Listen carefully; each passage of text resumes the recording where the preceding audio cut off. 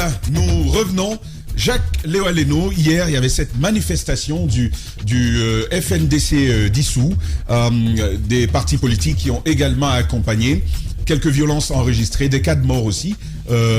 Il y a donc ces bilans côté gouvernement, mais aussi côté FNDC qui ont été présentés. Oui, on peut peut-être commencer par un cas de mort qui nous a été signalé du côté de Sonfonia, un jeune garçon de 16 ans, je crois, Ibrahima Diallo, qui a été donc fauché.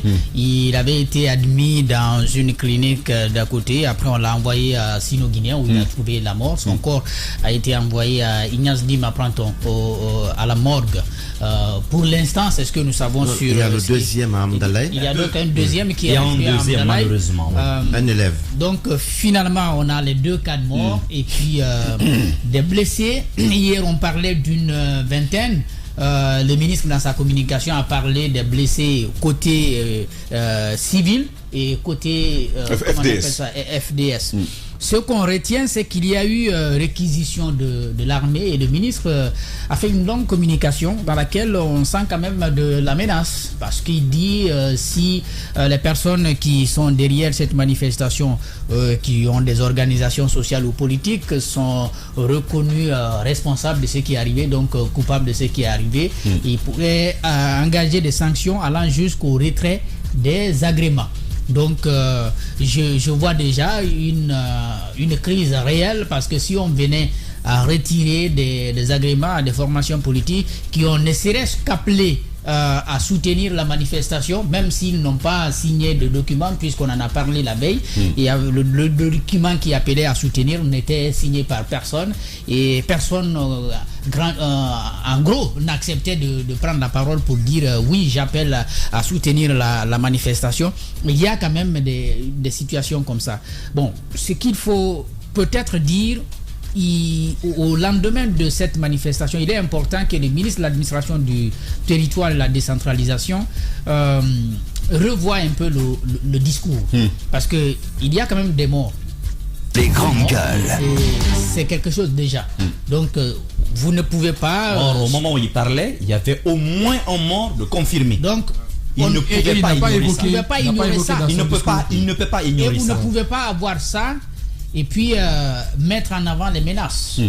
D'abord, il faut mettre la lumière sur ce qui est arrivé. Je crois que c'est ce qu'on a toujours reproché au gouvernement d'Alpha Condé, le fait d'avoir des morts et de ne pas en parler, de ne pas privilégier les enquêtes qui pourraient permettre de connaître ce qui est arrivé, parce que c'est important. D'emblée, moi je ne dis pas, je ne rends pas tout de suite responsable les forces de l'ordre. Mais j'ai dit encore une fois, c'est les enquêtes seulement qui peuvent nous permettre de comprendre que c'est les forces de l'ordre ou alors c'est une autre force occulte qui a agi. Certainement deux choses. La mort, finalement, on ne spécule pas autour de ça. Nos condoléances aux familles des victimes. Mais je veux quand même aussi dire au gouvernement qu'on ne peut pas éteindre la volonté de manifester en distribuant des motos et de l'argent. Vous allez voir de quoi je parle.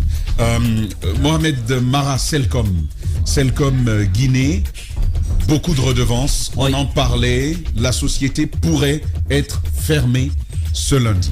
Il faut souhaiter que Selcom Guinée arrive à un accord ce week-end très rapidement avec l'État guinéen, parce qu'ils sont quand même en phase de reprise, il ne faut pas l'oublier. Aujourd'hui, Selcom se bat, ça depuis de très nombreux mois, pour trouver de nouveaux investisseurs qui vont littéralement soulever le projet, parce que là on parle de pratiquement gel d'investissement depuis une certaine d'années. Donc l'entreprise aujourd'hui, face à ce qui se fait sur le terrain, est nettement en retard sur ses concurrents, qui aussi tentent de se remobiliser pour déjà, vous savez que MTN depuis un an et quelques a déjà obtenu la licence pour la 4G, même si celle-ci aussi a du mal à l'implémenter sur le terrain. Il y a quelques semaines, ils avaient commencé des phases test, mais apparemment ce n'est pas encore concluant. Mais de l'autre côté, Selcom ne peut pas continuer à perdre autant d'abonnés alors qu'ils ont je crois que c'est là où ils sont le plus forts, des services en direction des entreprises qui restent quand même fortes. Parce que les utilisateurs des communications Celcom en entreprise savent les lignes sont libres. Il n'y a pas de saturation. Beaucoup de fluidité. Il y a beaucoup de fluidité chez eux. Mais de l'autre côté, ces problèmes qu'ils ont, comme je le dis, en fait, c'est une entreprise qui est attaquée de part et d'autre par des hommes d'affaires, par pas mal de petits soucis comme ça en justice, des décisions comme cela. Mais aujourd'hui, face à l'État, il va falloir, comme on leur a dit, tenter d'abord de régler, ne serait-ce que la licence qui leur permettra déjà de continuer à agir sur le terrain, et de l'autre côté que l'État revoie quelque chose. Parce qu'une entreprise en difficulté, il ne faut pas l'oublier, dans les conditions normales dans tous les pays du monde, on suspend la fiscalité.